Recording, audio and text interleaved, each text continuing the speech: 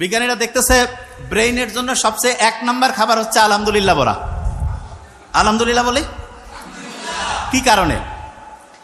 আমরা যখন শুকরিয়া আদায় করি তখন ভালো জিনিস, লাস্ট পেজ ধরবো কিন্তু আমি, যখন শুকরিয়া আদায় করি তখন ভালো জিনিস আমাদের জীবনে বেশি পরিমাণ ঘটতে থাকে। শুকরিয়া আদায় করলে যেই লোকটা অসুস্থ হয়, মাথা ঠিকভাবে কাজ করে না, মন মেজাজ খারাপ, এদের বেশিরভাগ জনের সাথে কথা বলবেন, দেখবেন যে জীবন সম্বন্ধে কোনো রকমের আলহামদুলিল্লাহ নাই, খালি অভিযোগ, খালি মেজাজ গরম। একজন আরেকজনের সম্বন্ধে শুধু হচ্ছে সমালোচনা।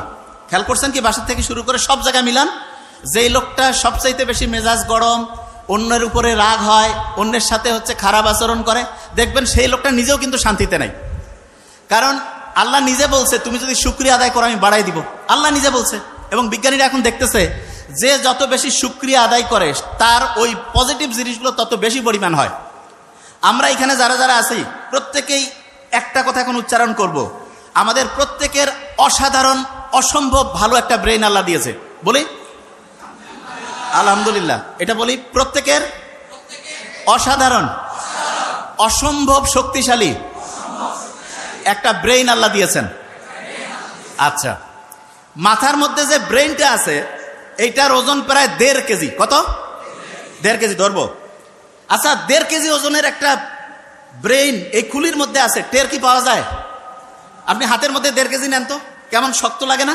ওজন লাগে না? মাথার মধ্যে যে 1.5 কেজি ওজনের ব্রেইনটা আছে, এই যে সহজে সালাম ফিরাচ্ছি, এদিকে ওদিক যাচ্ছি, সামনে পিছনে ইয়া করতেছি, ওই রকম কি 1.5 কেজি ওজন মনে হয়? আল্লাহ একটা অসাধারণ মেকানিজম করছে। সেটা কি? মাথার খুলির মধ্যে এক রকমের পানি রাখছে। পানি রাখার কারণে আমরা যখন নদীতে সাঁতার কাটি তখন আমাদের শরীরটা হালকা হয়ে যায়। এটা আর্কিমিডিস বলে একজন বিজ্ঞানী আবিষ্কার করছে। এবং আমাদের ব্রেইনটা আমাদের এই খুলির মধ্যে ওইরকম সাঁতার কাটতেছে। এবং সাঁতার কাটার কারণে যেই ব্রেইনের ওজন প্রায় 1,500 গ্রাম, সেটা কমে মাত্র 50 গ্রাম হয়েছে। কত গ্রাম? 50 গ্রাম। এটা কিন্তু একটা প্রশ্ন ধরবো। তাহলে 1,500 গ্রামের ব্রেইন পানির মধ্যে সাঁতার কাটার কারণে কয় গ্রাম হয়েছে? Very fine. কত গ্রাম? 50 গ্রাম। তার মানে আপনি যে মাথাটা এরকম করতেছেন, কত গ্রাম করতেছেন? 50 গ্রাম। আমরা যখন মায়ের গর্ভে ছিলাম না, এই যে লাস্ট বেঞ্চ, মায়ের গর্ভে যখন ছিলাম, মায়ের গর্ভেও কিন্তু আমরা এরকম সাঁতার কাটতাম। এবং আল্লাহ এত সায়েন্টিফিক, মায়ের গর্ভে যখন আমরা ছিলাম মাকে লাথি মারতাম, গুতা মারতাম, কিন্তু মা যে কষ্ট করত, এই জন্য মায়ের আলাদা একটা মর্যাদা আল্লাহ দিয়েছেন। এবং মুহাম্মদ সাল্লাল্লাহু আলাইহি ওয়াসাল্লাম তো আমরা এটা জানি যে সম্মান করব কার? মায়ের, তারপরে কার? মায়ের, তারপরে কার? মায়ের, তারপরে কার? বাবার। তার মানেটা কি? তার মানে যে যত বেশি পরিশ্রম করবে, যে যত বেশি কষ্ট করবে, তার মর্যাদা আল্লাহ তত বাড়ায় দিবে। আমরা যারা মুসলমান সমাজের আছি, আমাদের সবচেয়ে শ্রেষ্ঠ একটা বৈশিষ্ট্য হইতে হবে চেষ্টা করা, পরিশ্রম করা। 1 নম্বর বৈশিষ্ট্য কি হবে? চেষ্টা করা, পরিশ্রম করা। পরিশ্রম আর চেষ্টা করার যে স্টাইলটা, সেইটা আল্লাহ আমাদের গোটাল ডেইলি রুটিনের মধ্যে অলরেডি দিয়ে দিয়েছে। কিরকম? মুসলমান যারা 5 ওয়াক্ত নামাজ পড়ে না, 5 ওয়াক্ত ফজর যখন আমি নামাজ পড়ি, নামাজ পড়ার পরে আমরা অনেকে মূর্খ, তো নামাজ পড়ার পরে ইচ্ছা মতো ঘুমাই গেলাম, তার লাভটা কি হলো? আল্লাহ নামাজ পড়ার পরে আমাদেরকে পরিশ্রমে যাওয়ার জন্য সবচাইতে বেশি হচ্ছে উদ্বুদ্ধ করছে। নামাজ শেষ করো, তারপরে তোমার জীবিকা অন্বেষণে বের হয়ে যাও। জীবিকা অন্বেষণ মানেটা কি? স্টুডেন্ট যারা, সে কি টাকা ইনকাম করবে? নো, তার প্রধান কাজ কি? পড়াশোনা করা। তাইলে আমি ফজরের নামাজ যখন পড়লাম, তারপরে আমার প্রথম কাজ কি হবে? পড়াশোনা করা। কি করা? পড়াশোনা। পড়াশোনার ক্ষেত্রে সবচেয়ে ভালো বুদ্ধি যেটা, সেটা হচ্ছে আগে কোরআন পড়ে নিব। যেমন প্রফেসর মুখতার আহমেদ স্যার বলছেন, আমি তো শুনে খুব মজা লাগলো আজকে, যে আবু হুরায়রা রাদিয়াল্লাহু তাআলা আনহুর যে খেয়াল থাকতো না, তখন মুহাম্মদ সাল্লাল্লাহু আলাইহি ওয়াসাল্লামকে এসে বললো যে আমার তো খেয়াল থাকে না। মুহাম্মদ সাল্লাল্লাহু আলাইহি ওয়াসাল্লাম কি করলেন? তার শরীর থেকে চাদরটা খুলে নিলেন, বললো যে এটা মাটিতে বেছাও। এরপরে মুহাম্মদ সাল্লাল্লাহু আলাইহি ওয়াসাল্লাম একটু সেখানে দোয়া পরে একটা ফু দিলেন, বা ওনার হচ্ছে লালার থেকে কিছু জিনিস দিলেন। এরপরে ওই চাদরটা গুটায় বললেন শরীরে রাখো। এরপরে ওই আবু হুরায়রা কি বলল? যা আমি পড়ি তাই আমার খেয়াল থাকে। ঠিক না? আবু হুরায়রা খেয়াল থাকতো না। তার মানে মানুষের মুহাম্মদ সাল্লাল্লাহু আলাইহি ওয়াসাল্লামের এই যে অসাধারণ একটা মানে বরকতের পূর্ণ, অসাধারণ একটা হচ্ছে যে দোয়ার বরকতে তার স্মরণ শক্তিটা অন্য লেভেলে চলে গেছে না? তাহলে আমরা যারা এখানে স্টুডেন্টরা আছি, আল্লাহর কাছে কিন্তু মুহাম্মদ সাল্লাল্লাহু আলাইহি ওয়াসাল্লাম তো নাই, কিন্তু তার শেখানোর রাস্তায় আমরা কিন্তু আল্লাহর কাছে চাইতে পারি। প্রথম যে কাজটা করবো সেটা হচ্ছে কোরআন পড়া। প্রথম কাজটা কি? আচ্ছা, এবার আমি বলি আগে। ব্রেইনে যে পানিটা আছে, এটার কারণে ব্রেইনের ওজনটা কত গ্রাম হয়? 50 গ্রাম। আচ্ছা, এবার শুনি। সকালে উঠে কোরআন শরীফ পড়ে যদি আমি বই পড়ি, লাভটা কি সেটাকে বুঝতে হবে। কোরআন শরীফ যখন আমি পড়বো, নিউ ইয়র্ক টাইমসের নাম শুনছি আমরা। নিউ ইয়র্ক টাইমস একটা খুব বড় রকমের হচ্ছে পত্রিকা।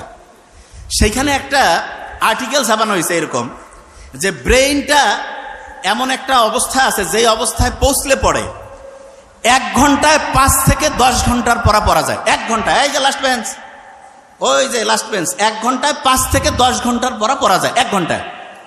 এবং সেই অবস্থাটা তার একটা নাম দিয়েছে। কি নাম? Flow state. কি নাম? আচ্ছা, আমি বানানটা করি, FLOW, ফ্লো স্টেট। তা ওরা ফ্লো স্টেট তৈরির জন্য 5টা উপাদানের নাম বলছে। কয়টা উপাদান? 5টা উপাদান। এবং খুব মজার ব্যাপার, সেই 5টা উপাদান তৈরির জন্য যে আলাদা আলাদা 5টা কাজ আছে, সেই 5টা কাজের যে সামারি, সেই কাজটা আল্লাহ নামাজের মধ্যে কোরআন পড়লে সেই সিস্টেমটা চালু করে দিয়েছে। বুঝি নাই? একজনকে বললাম যে ভাই তুমি ABCDE 5টা ওষুধ খাবা আলাদা আলাদা। আর একজনকে বললাম যে ভাই তোমার 5টা ওষুধ আলাদা খাওয়ার লাগবে না, জাস্ট একটা ছোট্ট ট্যাবলেট আছে, সেইটার মধ্যে 5টার সব কানেকশন আছে, কোনটা বেশি দামি হইল? বুঝি নাই? একজন ডক্টরের কাছে গেছে, 5টা আলাদা আলাদা ওষুধ দিছে। আরেকজনের কাছে গেছে, বলছে তোমার এই 5টা খাওয়া লাগবে না, একটা খেলেই 5টার কাজ করবে। তাহলে কোনটা বেশি ভালো ডাক্তারই হইল? ওই একটা কাজ হচ্ছে নামাজ পড়া, কোরআন পড়া। কোন কাজ?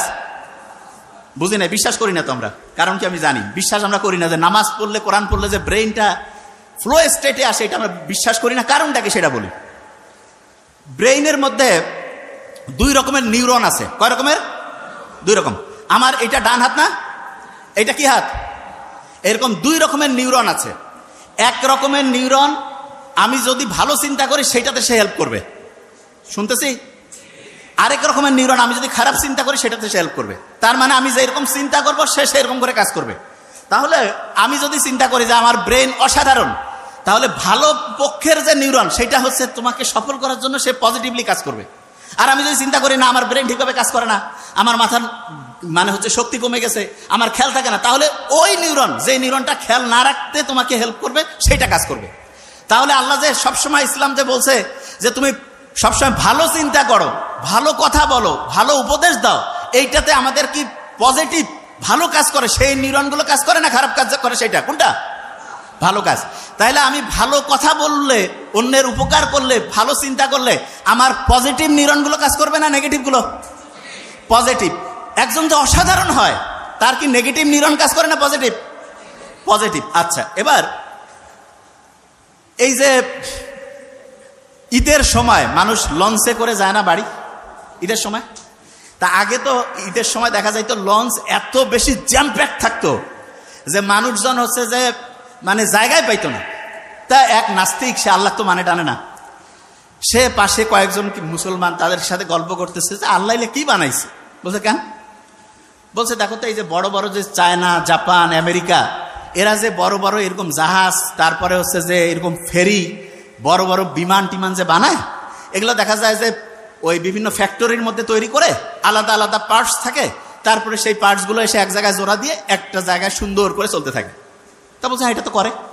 বলছে আল্লাহ যদি এরকম করতো যে আমাদের হাতগুলো আলাদা খুলে রাখা যাইতো, পাগুলো আলাদা খুলে রাখা যাইতো, শুধু মাথাটা আর একটু বুক পর্যন্ত, তাইলে সবাই অল্প জায়গার মধ্যে হইতো, আর ওগুলা সবাই ব্যাগের মধ্যে জোড়া করে রেখে বাড়িতে নামার পরে আরাম করে আবার লাগাই দিয়ে চলে যাইত।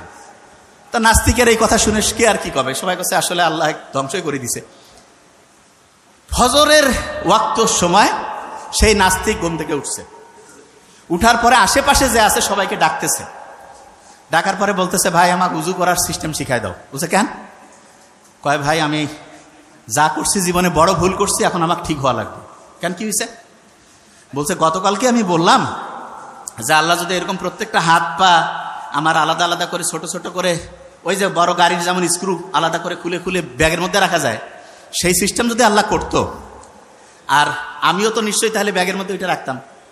তা ব্যাগেরটা গতকাল যে ব্যাগের মধ্যে আমি আমার হচ্ছে টাকা পয়সা আর কাপড় চোপড় রাখছি, ওই ব্যাগটা হারাই গেছে। যদি আমার ওই হাত পা ওই ব্যাগের মধ্যে রাখতাম, তাহলে এটা তো নাই হয়ে যেত, আমি বাড়ি যাইতাম কেমন করে? বলছে আমি ভাই যা করছি ভুল করছি, নামাজ পড়বো, আল্লাহকে এখন থেকে ডাকবো। দেখেন একটা জিনিস, আল্লাহ কত সাইন্টিফিক, দেখেন আল্লাহ কি রকম সাইন্টিফিক, শুনলে অবাক হবেন। আমাদের একজনের হাত, একজনের পা, একজনের চোখ, কান আপনি চাইলেই কেটে আরেকজনকে লাগাই দিতে পারবেন না, যে এটা আবার কেমন কথা? হ্যাঁ, আপনি চিন্তা করেন তো, এই যে কালা জাহাঙ্গীর, পিস্তল, রাইফেল, কত নামে অনেকজনকে পাওয়া যায় না?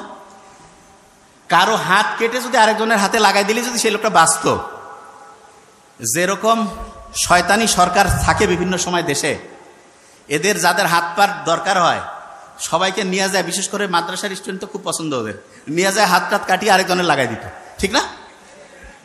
দেখেন, আল্লাহ জানে যে এই মানুষ কি জাত, সেটা আল্লাহ তো ভালো করেই জানে। এই জন্য আল্লাহ এমন সিস্টেম করছে, হ্যাঁ, আপনার হাত পা চোখ শরীরের বিভিন্ন অংশ ট্রান্সফার করা যাবে, ট্রান্সপ্লান্ট করা যাবে, কিন্তু সেইটার জন্য টেস্ট করা লাগবে। এবং সবচেয়ে ভালো হয় হচ্ছে, দেখা যায় সাধারণত যার সাথে রক্তের এবং অন্যান্য গ্রুপগুলো ম্যাচিং হয় তাদের জন্য ভালো হয়। তাই এইটা সাধারণত আত্মীয় স্বজন, নিজের ফ্যামিলি বা কাছের সম্পর্কের যাতে তাদের ভালো হয়, অন্যরাও হইতে পারে, তবে টেস্ট না করে যদি লাগাই দেন, যেই লোকটা বাঁচার কথা ছিল 6 মাস, সে দেখা যাবে যে 6 সপ্তাহে মরে গেছে। বুঝতে পারছেন আমার কথা? দেখেন আল্লাহ কি সাইন্টিফিক্যালি অ্যারেঞ্জ করছে জিনিসটা, আল্লাহ বানাইছে এই শরীরটা। অনেকে বড় বড় বিল্ডিং, কম্পিউটার এগুলো দেখে মনে করে ওরে বাপরে বাপ কি জিনিস বানাইছে। আপনি শুনলে অবাক হবেন, আপনার এই যে হাতের মধ্যে যে একটা ছোট্ট কোষ আছে না, কোষ, সারা পৃথিবীতে যত সম্পদ আছে এখন সবগুলো যোগ করে একটা কোষ বানাইতে পারবেন, একটা কোষ। বুঝেন নাই তো?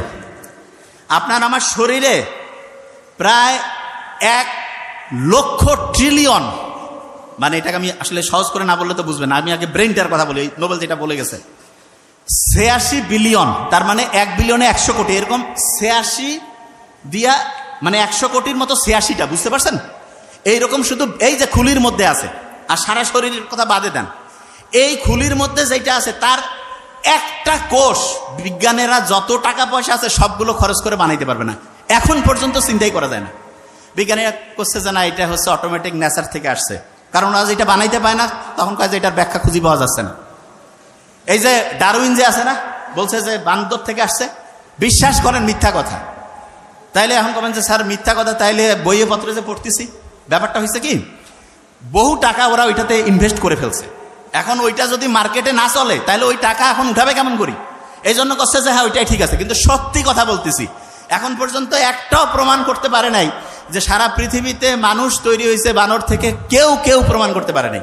এমনকি ডারউইনের যে ওই পক্ষের যে বিজ্ঞানীরা, ওরা করছে যে না এটা আসলে ঠিক না, কিন্তু মার্কেটে চলতেছে কেন, কারণ অনেক টাকা ওইখানে ইনভেস্ট করছে। মানুষকে বানাইছে আল্লাহ, এইটা এদের বলতে সমস্যাটা কোন জায়গায়, এটা অনেকে বুঝে না যে এটার কারণটা কি। মানুষকে আল্লাহ বানাইছে এটা বললে সমস্যা কোথায়? এইটাই হচ্ছে মেইন সমস্যা। মানুষকে আল্লাহ বানাইছে এটা যখনই কেউ বিশ্বাস করবে, তাহলে আমি যদি একটা জিনিস বানাই, ওইটার ভালো কিসে খারাপ কিসে সেটা আমি জানবো না? আমি যদি বলি যে এইটা একটা মেশিন, এটা আমি বানাইছি, তাহলে এটার গাইডলাইনটা কি আমার অনুযায়ী চলবে না আরেকজন দিলে হবে? তা ওরা বলতেছে যে না, মানুষ তো বানর থেকে আসছে, তার মানে আল্লাহ বলে কেউ নাই, আল্লাহ মানুষকে তৈরিও করে নাই, তাহলে গাইডলাইন আমাদের অনুযায়ী চলবা।